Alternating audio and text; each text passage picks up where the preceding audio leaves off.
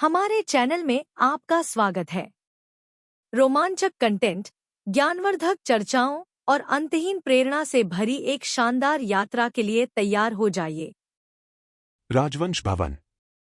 John के car का door open करते ही रुद्र और तान्या कार से बाहर आए। ब्रीफकेस तान्या को दे दो, कहकर रुद्र पैलेस के अंदर चला गया। तान्या ने कंफ्यूज्ड होकर जाते हुए रुद्र को देखा। जॉन ने कार से ब्रीफकेस निकालकर तान्या की तरफ बढ़ा दिया। तान्या ने ब्रीफकेस ले लिया। संभाल कर, आगे चलकर तुम्हारे काम आएगा। तान्या ने कंफ्यूज्ड होकर उसे देखा। मेरे काम आएगा? जॉन ने हमें सिर हिलाया और वहां से चला गया। क्या हो सकता है इसमें? इतना भारी लग रहा है।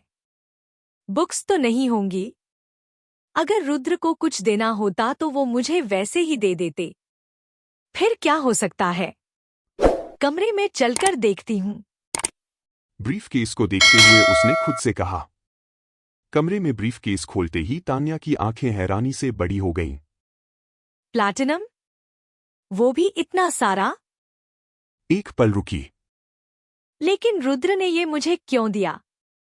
ये बहुत बहुत बहुत ज्यादा महंगा होता है। कहते हुए उसने ब्रीफकेस से प्लैटिनम का एक छोटा सा टुकड़ा उठाया और उसे ध्यान से देखने लगी। एक ज्वेलरी डिजाइनर होने के कारण उसे इन सब चीजों की पूरी नॉलेज थी। प्लैटिनम को अच्छे से परखने के बाद उसने उसे वापस ब्रीफकेस में रख दिया। मुझे इसे अभी रुद्र को वापस करना होगा। मुझे इसकी अभी जरूरत नहीं है। कहते हुए उसने ब्रीफकेस को बंद किया और उसे लेकर रुद्र के कमरे की ओर जाने लगी। तान्या। अपना नाम सुनते ही तान्या के चलते कदम रुक गए। वेद उसके पास आते हुए बोला, क्या हुआ तुम्हें? इतनी जल्दबाजी में कहाँ जा रही हो? मैं आप। राइट। तुम रुद्र से मिलने उसके रूम में जा रही हो। उसकी बात पूरी करते हुए वेद ने कहा। तान्या ने सिर झुका लिया। तुम जानती हो ना, मॉम को तुम्हारा रात में रुद्र के रूम में जाना पसंद नहीं है। तान्या ने हाँ में सिर हिलाया। उसकी आंखें नम हो गईं। उसकी आंखों में आंसू देख वेद को अच्छा नहीं लगा। वो उसका मूड ठीक करने के लिए बोला, वेल, ये बात मॉम को पसंद नहीं आई।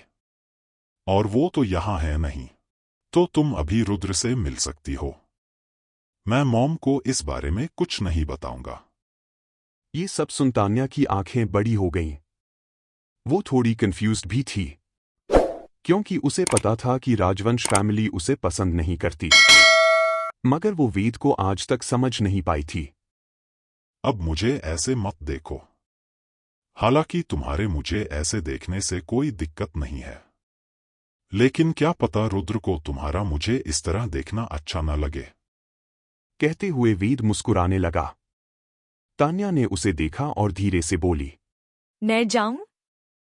ओके, मगर जल्दी से अपने रूम में वापस आ जाना। तान्या ने सिर हिलाया और आगे जाने लगी। वेद उसे जाते हुए देख रहा था। तभी उसकी नजर तान्या के हाथ पर गई। तान्या, स्टॉप। तान्या ने कंफ्यूज्ड होकर वेद को देखा। वेद उसके पास आते हुए बोला, तुम्हारे हाथ को क्या हुआ? तान्या को लगा कि वेद उसके हाथ में पकड़े ब्रीफकेस के बारे में बात कर रहा है। वो ब्रीफकेस को अपने पीछे छिपाते हुए बोली, हाँ, हाथ को हाथ। तो क्या हुआ है? कुछ भी तो नहीं। कुछ भी तो नहीं हुआ मेरे हाथ को। उसकी घबराहट देख वेद ने मुस्कुराते हुए कहा, डोंट वरी, मैं तुमसे ब्रीफकेस के बारे में कुछ नहीं पूछ रहा। राइट हैंड के बारे में पूछ रहा हूं। ये कुछ नहीं, बस हल्की सी खरोंच थी। अभी ठीक है। ओके।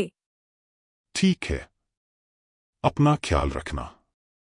वेद वहां से चला गया। उसके जाने के बाद तान्या भी रुद्र के रूम में चली गई। नेहा ये सब अपने कमरे के दरवाजे के पास से देख रही थी। अचानक से उसके फेस पर स्माइल आ गई। उसे मुस्कुराता देख वहां पहले से मौजूद ईशा ने पूछा, तुम क्या करने की सोच रही हो? नेहा की स्माइल और बड़ी हो गई। चलो बताती हूँ। नेहा ने कमरे का दरवाजा बंद कर लिया। ईशा से वेट नहीं हो रहा था। डोर क्लोज होते ही उसने फिर से पूछा। अब बताओ, तुम क्या करने वाली हो? उसकी क्यूरियोसिटी को देखकर नेहा हंसते हुए बोली। बताती हूँ। पहले तुम यहाँ बैठो। ईशा बेड पर बैठ गई। नेहा ने वार्डरोब खोलकर उसमें कुछ ढूंढने लगी। तुम क्या ढूंढ रही हो? बताती हूँ बाबा। 2 मिनट रुको तो सही।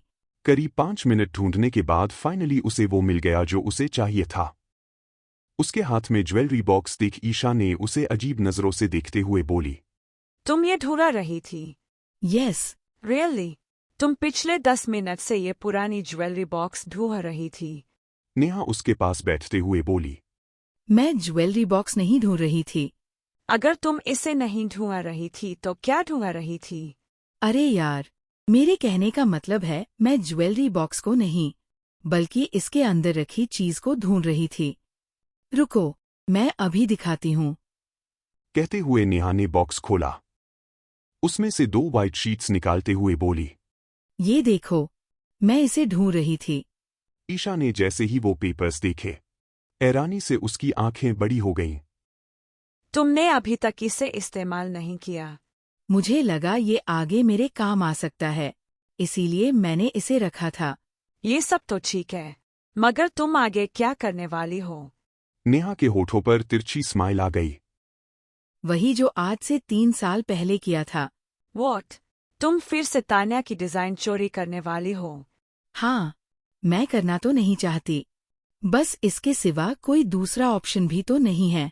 No, not again. तुम ऐसा कुछ नहीं करोगी। तुम्हें याद है ना पिछली बार हम कितनी बड़ी मुसीबत से बचे थे? अगर उस वक्त प्रत्युष भाई ने सही समय पर सारा ब्लेम उस पर नहीं लगाया होता तो तुम्हें पता है ना तुम्हारे साथ क्या हो सकता था। यार, मुझे सब याद है, लेकिन तुम भी तो सोचो, मेरे पास और कोई दूसरा रास्ता भी तो नहीं है। 3 दिन बाद मेरा इंटरव्यू है, और उसके लिए मेरे पास कम से कम एक बेस्ट ज्वेलरी डिजाइन का सेट होना चाहिए। 2 दिन में एक परफेक्ट ज्वेलरी डिजाइन का पूरा सेट रेडी करना लगभग इम्पॉसिबल है। एटलीस्ट तुम ट्राई तो करके देखो। 2 दिन बहुत होते हैं, एंड आई नो तुम ये कर सकती हो। नेहा ने एक गहरी सांस ली। फिर उसने ईशा का हाथ थामा और कहा। ओके, मैं ट्राई करूंगी, लेकिन इन 2 दिनों में अगर डिजाइन रेडी नहीं हुआ तो हमें तान्या की डिजाइन लेनी होगी। हमारे पास इसके सिवा कोई ऑप्शन नहीं है।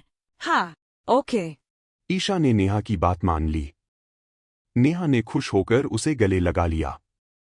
रुद्र का रूम। तान्या ब्रीफ केस लेकर रुद्र के स्टडी रूम की तरफ जाने लगी। तभी उसे बाथरूम से पानी गिरने की आवाज आई और उसका चेहरा शर्म से गुलाबी हो गया। ब्रीफ केस को टेबल पर रखकर वो सोफा पर बैठकर रुद्र के बाहर आने का वेट करने लगी। करीब 10 मिनट बाद। तुम अभी तक सोए नहीं? रुद्र की आवाज सुनते ही तान्या हड़बड़ाकर सोफा से उठते हुए बोली। वो मैं ब्रीफ केस वापस। उसने रुद्र को देखा और उसकी बाकी बात गले में अटक गई। रुद्र जस्ट अभी शावर लेकर बाथरूम से बाहर आया था। उसके बाल अभी भी गीले थे और उसकी बॉडी पर सिर्फ एक टॉवल था। तान्या ने पहले भी रुद्र को ऐसे कई बार देखा था, मगर वो जितनी बार उसे देखती थी उसकी नजरें उस पर ठहर सी जाती थीं। उसे कुछ न कहते देख रुद्र उसके करीब आने लगा। वहीं उसे अपने करीब आता देख तान्या की दिल की धड़कन दुगनी तेजी से चलने लगी। तुम कुछ बोल रही थी? कहते हुए रुद्र ने टेबल पर रखे ब्रीफकेस को देखा। अपनी इमोशन को छिपाते हुए तान्या ने थूक निकला। फिर खुद को नॉर्मल दिखाते हुए बोली। मैं ब्रीफ केस वापस करने आई थी। मुझे इसकी जरूरत नहीं है। आई नो, तुम्हें अभी इसकी जरूरत नहीं है। एंड मैंने तुम्हें ये कब दिया? तुमने ही तो जॉन से कहा था ना इसे मुझे देने को। हाँ, मैंने कहा था, लेकिन मैंने ये कब कहा कि ये तुम्हारे लिए है? इसका मतलब तुमने सिर्फ मुझे ब्रीफ केस अपने कमरे में लाने के लिए कहा था? हाँ, मैंने तो यही कहा था। ये सुनकर तान्या की हालत ऐसी हो गई जैसे वो अभी रो देगी। ये सब जॉन की वजह से हुआ। उन्हें क्या कहने की जरूरत थी? ये सब उन्हीं की गलती है। उनकी वजह से मुझे रुद्र के सामने शर्मिंदा होना पड़ा। उनको तो मैं छोड़ूंगी नहीं। तान्या ने ये सब मन में सोचा। उसके चेहरे के पल पल बदलते एक्सप्रेशंस को देखकर रुद्र के फेस पर स्माइल आ गई। उसे स्माइल करता देख तान्या को सारी बात समझ में आ गई। गुस्से से उसकी आंखें लाल हो गईं। वो सिर्फ सामने खड़े इंसान को घूरकर देख सकती थी।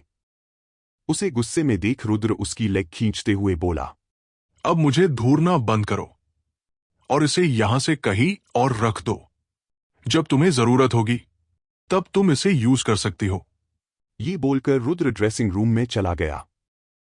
तान्या ने खुद में बड़बड़ाते हुए कहा, क्रूर खड़ूस बेरहम डेविल, सब जगह तब मुझे परेशान करते रहते हैं।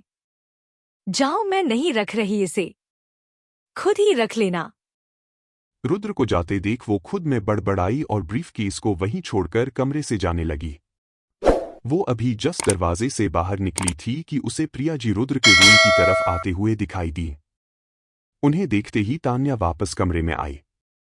उसने ब्रीफ केस पकड़ा और उसे लेकर ड्रेसिंग रूम में भाग गई। इस बीच रुद्र अपने रूम में आया। तभी उसके फोन पर एक मैसेज आया। रुद्र ने जैसे ही अपना फोन खोला, उसने देखा कि ये मैसेज उस एजेंट का था जिससे रुद्र ने वो प्लैटिनम खरीदा था। उस मैसेज में लिखा था, आपकी इस खरीद के लिए हम आभारी हैं। आज तक किसी ने भी हमसे प्लैटिनम जैसी महंगी चीज का इतना बड़ा अमाउंट नहीं खरीदा था। आपके इस खरीद के बाद आपका और हमारी कंपनी का बॉन्ड हमेशा के लिए जुड़ चुका है। फ्यूचर में जब भी कभी आपको हमारी मदद की जरूरत होगी, एक कंपनी के नाते भी हम आपके एसेट्स ही बने रहेंगे। हालांकि उन्हें ये नहीं पता था कि इस प्लैटिनम को खुद आरडी ने खरीदा है। उन्हें तो लग रहा था कि वो कोई बहुत बड़ा बिजनेसमैन है। रुद्र ने वो मैसेज पढ़ा और सोचने लगा, ये सब जो मैं कर रहा हूं वो तान्या की भलाई के लिए ही है। मुझे पता है कि तान्या का टैलेंट क्या है। आगे चलकर ये जरूर उसके काम आने वाला है। आजकल जिंदगी में किसी चीज का भरोसा नहीं। आज को मैं हूं, कल को मैं नहीं रहा। तान्या को अब धीरे धीरे खुद के पैरों पर खड़ा होना होगा। जल्द ही उसे अपनी एक दुनिया बनानी होगी, अपना नाम बनाना होगा, ताकि वो राजवंश परिवार या रुद्र के नाम से न जानी जाए, बल्कि खुद तान्या के नाम से जानी जाए। न जाने क्यों आज रुद्र थोड़ा इमोशनल हो गया था। उसे याद आया कैसे उसने तान्या की मां से वादा किया था कि वो तान्या का ख्याल रखेगा, उसे किसी चीज की कमी नहीं होने देगा। आज उसका ये इन्वेस्टमेंट तान्या को आगे अपने पैरों पर खड़े होने में मदद करने वाला था। भले ही इस वक्त तान्या इसे लेकर उतनी सीरियस नहीं थी जितना रुद्र था, पर यह साफ था कि रुद्र का विजन तान्या के करियर को लेकर बहुत क्लियर था। तान्या की ज्वेलरी डिजाइन्स ही उसकी ताकत है। तभी रुद्र ने ये सब याद करके अपने फोन की स्क्रीन ऑफ की।